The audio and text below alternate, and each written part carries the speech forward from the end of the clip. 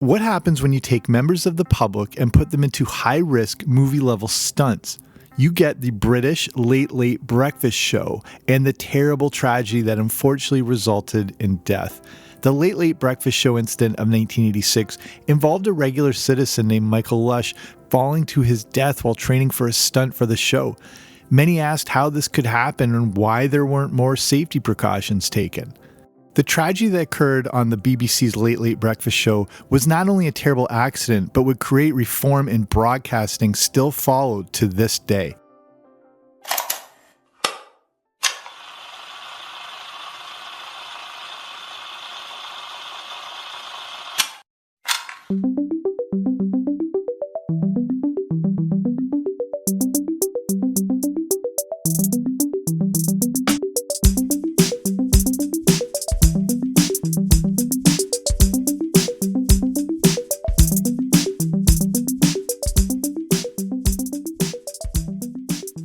If you're from the UK and grew up in the 80s, I'm sure you remember this. If you live outside the UK, it's still a fascinating story that's hard to believe actually happened. It also harkens back to an era where precautions were not at the forefront. Legalities weren't as prominent and more risks were taken. So that's what we're going to look at here today. Before we move on, stay around to the end to hear the latest episode just released on the Everything 80s Movie Club over at patreon.com and an awesome Patreon of the Week bio. Okay, let's get right to it. So what was the Late Late Breakfast Show? As mentioned, if you lived outside the UK, there's a good chance you've never heard of the show, but every country seems to have its own version of it. Despite being called a breakfast show, the Late Late Breakfast Show is actually broadcast on Saturday nights. Except for sports, Saturday nights during prime time aren't a big night for North American TV. Even Saturday Night Live doesn't come on until way after prime time. Everyone tends to be out on Saturday nights, and it's just not worth airing anything hoping to attract big ratings. American networks learned early on to not air anything too significant on Saturday nights. But in the UK, Saturday nights have always been a big television night. This was especially the case in the 70s and 80s. Some of the biggest ratings of the week took place on Saturday nights, and in the 70s and 80s, there was no internet, streaming services, even home video. The only thing people had for entertainment was the TV, and Saturday nights were one of the few nights in the week when the whole family was together. So I'm Canadian and partly grew up in England, as I've covered on this show. So during the 80s and that time period, I can attest to how important that night was. On a Saturday night in the late 70s and early 80s, more than half of the country was watching TV. There was a massive audience out there, and the BBC would try to go after it with the Late Late Breakfast Show. The easiest way to sum up this show is like the old days of David Letterman. It was a variety show that started on September 4th, 1982. It would be hosted by Noel Edmonds, who was a former BBC One radio DJ. Co-hosts included Scottish actress Leonie Harper, along with Michael Smith or Smitty, and John Peel, who was another BBC radio DJ. The show struggled at first, but then found its groove as a great way to feature popular musical acts. ABBA appeared on the show a few times, and their last ever TV appearance was on the Late Late Breakfast Show. This show also featured comedy bits and hidden camera gags along with the big pop music performances. There was even a controversial situation with Paul McCartney that ended up pissing off Olivia Newton-John, which is the most 80s sentence I think I've ever said, but that's a whole other huge story. The main thing is, everyone is very aware of the Late Late Breakfast Show. One popular segment on the show was called Give It a Whirl. Viewers at home could phone in to have the whirly wheel spun. This was a big Price is Right style wheel that landed on various stunts. The viewer, with the stunt selected, was given a week to train for it before appearing on the next week's show to perform it. You can already see what a ridiculous idea this was. It has shades of Stupid Human Tricks from Letterman. This was the ultimate don't try this at home feature. But some of these stunts were legitimately terrifying and definitely not for a member of the general public to perform. Some stunts included jumping a car through a giant hoop engulfed in flames. Another one involved a member of the public riding a motorcycle on the Wall of Death, which are those giant roulette-type wheels for a motorcycle. Another stunt would involve, yet again, a member of the public being pulled by helicopter from a chimney before it exploded. Someone thankfully canceled this one when it was protested enough by the government's Health and Safety Division. Another involved a woman named Barbara Sleeman. In 1983, they fired her out of a cannon. Fortunately, she only broke her shoulder. So, how was this possible? Well, if you listen to my show on Action Park in New Jersey, which I recommend going back to listen to, this was the 1980s, and the regulations we have today that seem obvious weren't always a thing back then. It would be situations involving the Late Late Breakfast Show that would put into place the regulations that would seem obvious. It's not like people weren't speaking up against this. The BBC was threatened with legal action by the Health and Safety Executive, which was a UK government agency.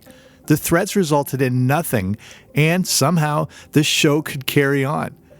The BBC even doubled down on the danger by declaring their show to feature, quote, some of the most daring feats ever seen on British TV, unquote.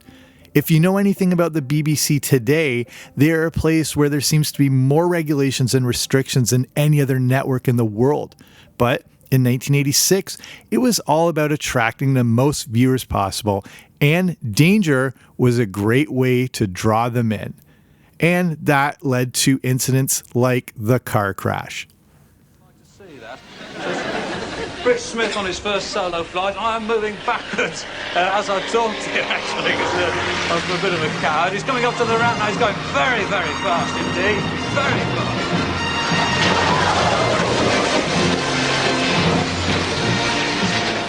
Look.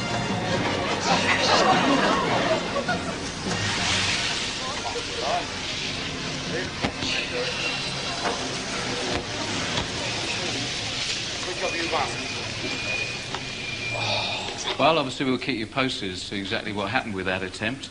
It certainly looked remarkably frightening. From the pictures I can see, they're sorting him out. We'll keep you posted as to what happens. A reminder on next week's programme, I'll be telling you about the great... There was at least one stunt that involved a professional. This one was to see how far a car could jump. Could a car jump over 230 feet? Spoiler alert, no, it couldn't. In 1983, stunt driver Richard Smith would give it a go. In a very Evel Knievel design, a ramp was set up with cars underneath to see how far the jumping car could travel. I always wondered why other cars were seen as some sort of ideal landing object under other cars. Would crash pads not have been a better option? On live TV, Smith would hit the ramp going 140 miles per hour, causing the car to somersault in the air and barely land on the cars below. He ricocheted off onto the pavement. That clip you heard is available to see on YouTube. You can watch this as it happened. Emergency crews rushed out to a completely decimated car, again, all of which was being watched on live television. How Smith survived was nothing short of a miracle, and host Noel Edmonds had to keep the show going, not knowing if Smith was still alive. It's not that Smith walked away. He broke his pelvis, injured his back, neck, head. Speaking of England and car crashes, another car-related incident would happen years later when, with all safety precautions assumingly in place, Richard Hammond of Top Gear attempted to hit the land speed record in a rocket car before a tire blew out, causing it to flip upside down at nearly 370 miles per hour. But like the Smith incident, Richard Hammond is a trained driver. This is what can happen even with all the precautions in place. Imagine members of the general public with no experience. You would think that this near-death incident would cause the show to take a few steps back. But no, it didn't. At least this car crash incident was with that trained professional and not some person just calling in on a talk show. This would all change in 1986. So the show had faced legal threats, but that's as far as they went. No action was taken and things were left to function as they always had. The dangerous stunts would continue. Michael Lush was 24 years old and from Southampton. His girlfriend would be the one to put him up for the whirly wheel.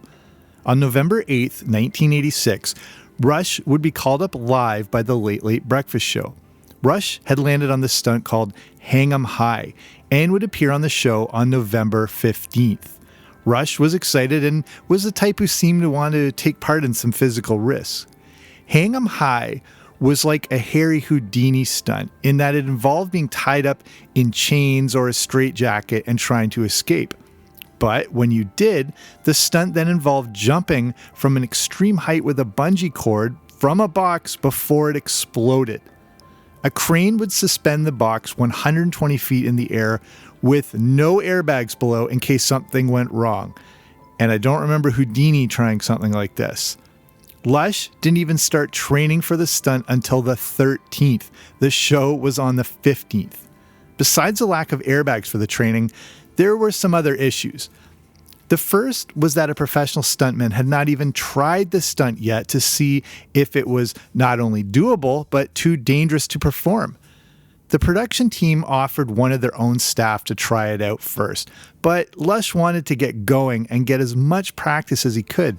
After all, millions of people were going to be watching this live.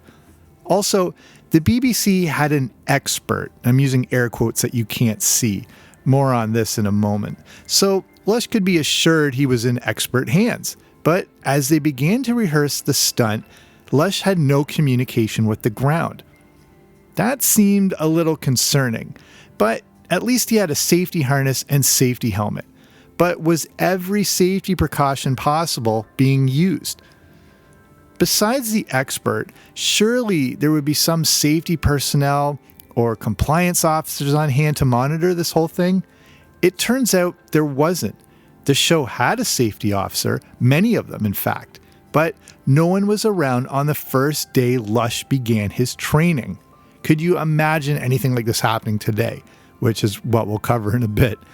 Lush would practice the escape artist part of the trick later. Right now, it was about the bungee jump and the exploding box.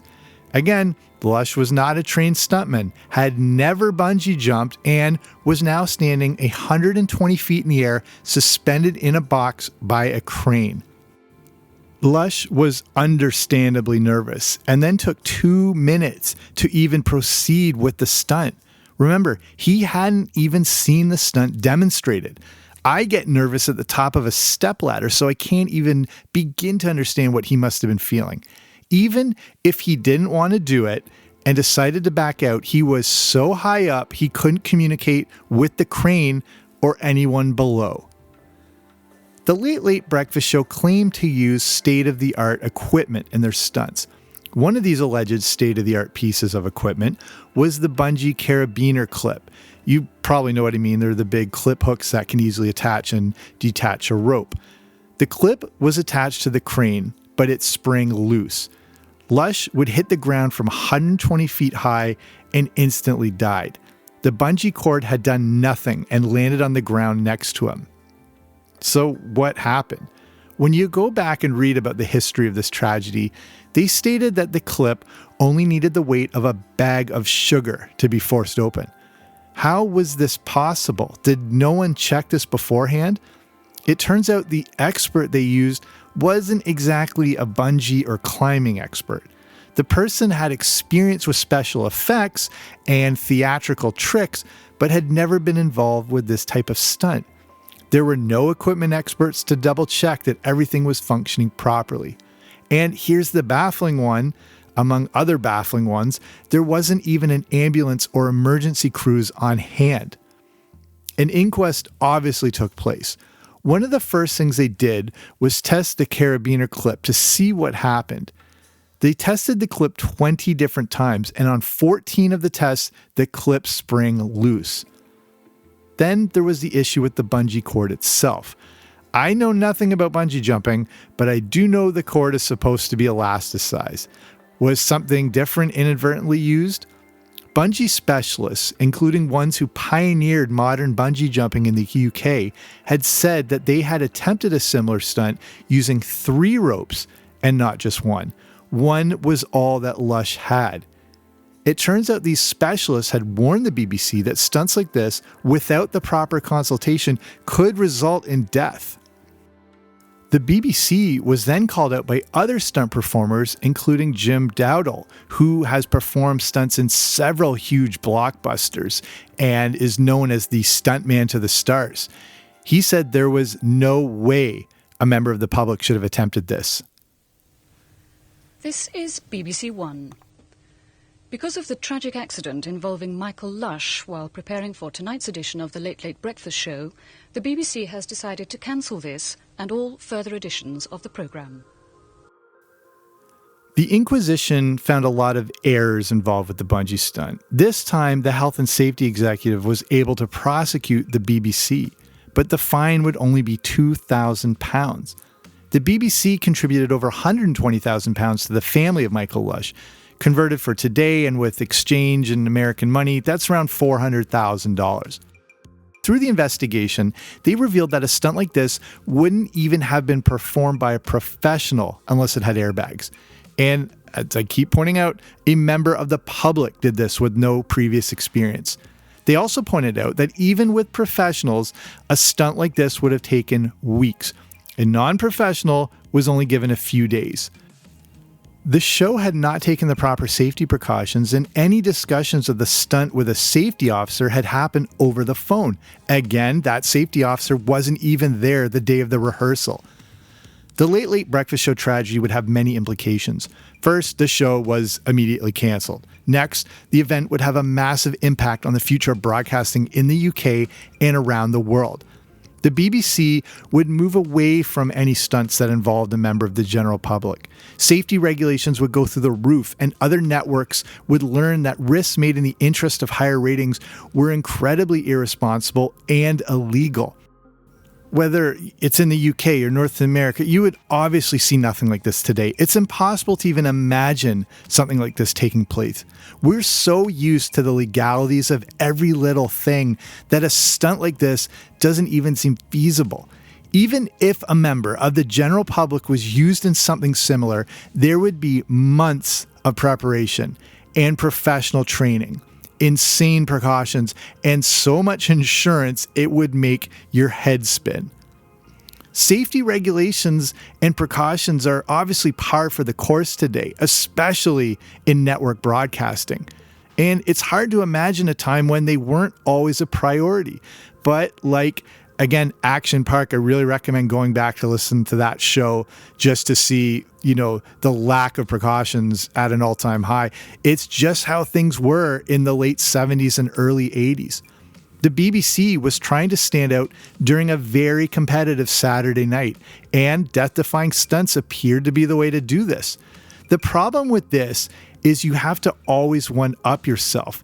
People get bored when they keep seeing the same thing, and you have to push the boundaries to keep them engaged. So someone bungee jumps from 120 feet, next time it'll have to be 150 feet, 200 feet. It's insatiable. Eventually, you push it so far, there's no coming back. This was the horrific case with Michael Lush in the Late Late Breakfast Show. It was a tragedy that should have never happened, but it at least served as a warning for other productions and networks that dared to consider taking such an outrageous risk. So let's finish it there. This hopefully was interesting to you, it's sort of a UK-centered episode, but hopefully interesting to people from everywhere because it did have implications all around the world. So as I mentioned at the start and wanted to finish up, I wanted to end with our Patreon of the week. And that is Joseph, who comes from Houston, also lived in the West Coast, ended up moving back to Texas, and him and his wife live in the house on the same spot that his parents' house used to, which is a full circle cool story. He's also a PhD in American history and teaches international business and history at the University of Houston. So some of his favorites, looking at favorite 80s movies, he went with Indiana Jones, The Last Crusade, and then The Naked Gun is a very close second. Good mix. Favorite cartoon. Again, these are impossible always to pick one, so I'm always looking for some favorites. But he liked Super Friends, Smurfs, Richie Rich, Bugs Bunny Roadrunner. During the week, regular He-Man, stuff like that. Favorite band or artist, big Van Halen fan. Also loved The Police, and Michael Jackson as a close second and third. Favorite toy he had in the 80s. He loved the Speak and Spell, obviously Star Wars action figures, and he had a Millennium Falcon, which is awesome. I don't know anyone that had the Millennium Falcon. And then obviously getting older, favorites became things like the Atari 2600, then the Nintendo. Favorite 80s TV show. Joseph said he's a big TV junkie in the 80s, so again, another tough call. He loved the comedies. He liked shows like Night Court, Cheers, Family Ties, Fantasy Island, Quantum Leap, things like that. Favorite breakfast cereal? This is one of my favorites always to look into. His is Golden Grams, which I have to say that's probably my number one choice too. Also up there, Corn Pops and Lucky Charms, a perfect breakfast trifecta there. So thank you to Joseph. And Patreon, if you're unfamiliar with it, is the platform to support small independent podcasts like this. So for as little as a few bucks a month, you're able to support the show. But on Patreon, there's different rewards based on the tier. So one of the top tiers is getting shout outs and bios on the show. And then say at the Boba Fett level, that is the Everything 80s Movie Club. And I just did a review of Teen Wolf. So if you're over there, check your feed if you haven't listened to it already. And this one, going back to look at, was surprisingly interesting. Not only is the movie more problematic than you may remember, there are massive connections with Back to the Future. And if it wasn't for Back to the Future, Teen Wolf probably wouldn't have happened, and not in the way we knew it and the success it had.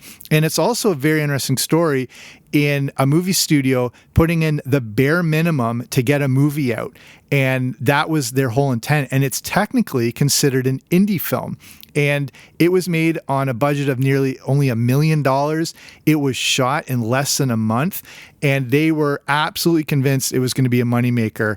And it was, especially after landing Michael J. Fox. So a pretty interesting show with a lot more connections than I realized. So if you want to learn more, if you're interested or in a position to support a show like this, just check out patreon.com/80s. So that's patreon.com/80s, or wherever you're listening to this on. In the show notes, the description, there'll be a link that'll take you right there. Okay, that's it for me. Thank you for being here. Thank you for supporting the show in whatever way you do. All of it is important, but I will be back soon with a new episode. Don't you dare miss it.